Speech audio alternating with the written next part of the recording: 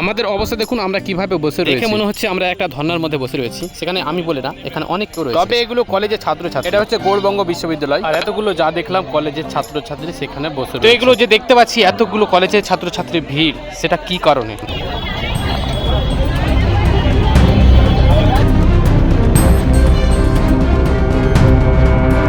এগুলো কিন্তু ইউনিভার্সিটির সামনে বড় একটা লাইন রয়েছে, যেই লাইনটা চলে গেছে বাস স্ট্যান্ড পর্যন্ত। এটা হচ্ছে কলেজের ভেতরে। এখানে কলেজ ভেতরে কিছু ছাত্রছাত্রী ঢুকে সেখানে বসে রয়েছে তারা একটা ফর্ম ফিল আপ করার জন্য। এখানে প্রায় হাজার হাজার, কয়েক হাজার বলে হবে না, প্রায় হাজার হাজার লোক এখানে বসে রয়েছে। হয়তো আমাদের এখানে অল্প কিছু ছাত্রছাত্রী দেখতে পাওয়া যাচ্ছে, কিন্তু আমরা যদি ভেতরটা দেখাই তো এখানে শুধু জেন্টসরা বসে আছে, আর তার সামনে দিকে কিন্তু লেডিসরাও বসে আছে।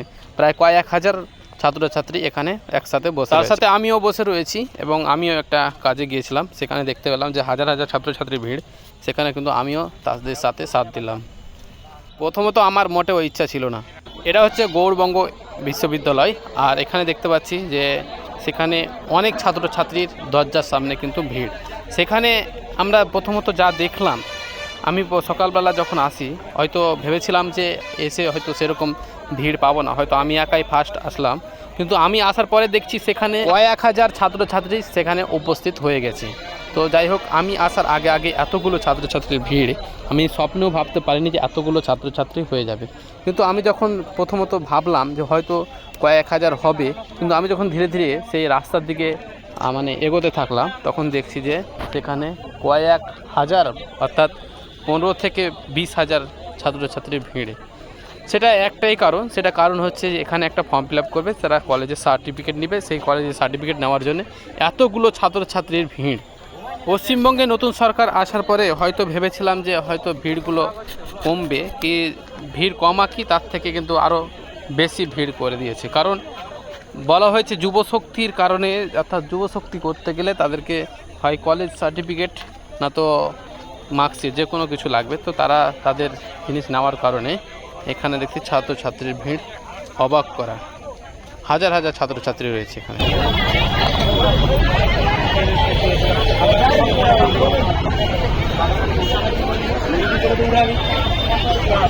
আমি কলেজের মাস্টারদের সাথে যোগাযোগ করার ব্যবস্থা করলাম, অর্থাৎ কথা বলার চেষ্টা করলাম। কিন্তু কথা বলে দেখলাম তারা দরজা খুলবে প্রায় 11টার পরে।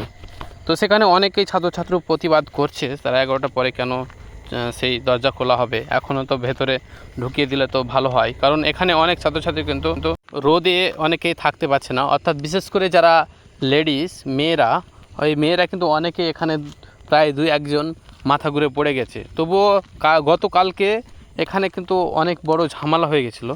সেখানে ঝামেলা হয়ে যাওয়ার কারণে অনেকেই কিন্তু এখানে সিভিক, এখানে দেখতে পাচ্ছি এই যে সিভিক এবং মেন পুলিশ থেকে অনেক এখানে রয়েছে। তাদেরকে আমি জিজ্ঞেস করলাম, তো যাই হোক ওরা একেবারে না বলে দিচ্ছে। তারা, আমরা যদি ভেতরের দিকে দেখতে যাই, এগুলো কিন্তু পুরোপুরি বন্ধ করা রয়েছে, ভেতরে একেবারে নিষিদ্ধ। তো এখন 11টা পার হয়ে গেছে আর এখানে আমরা ভেতরে ঢুকতে পেরেছি। আর সেখানে ঢুকে কিন্তু আমরা অনেকেই বসে রয়েছে দেখতে পাচ্ছি। আর অনেকে কিন্তু ফর্ম ফিল আপ করার জন্য অলরেডি রেডি হয়ে গেছে, কারণ অনেকে ফর্ম ফিল আপ করা শুরু করে দিয়েছে, ফর্মটা হাতে দিয়ে দিয়েছে। আর আমরা দেখব, এই যে দেখতে পাচ্ছি হাতে ডকুমেন্টস নিয়ে দাঁড়িয়ে আছে।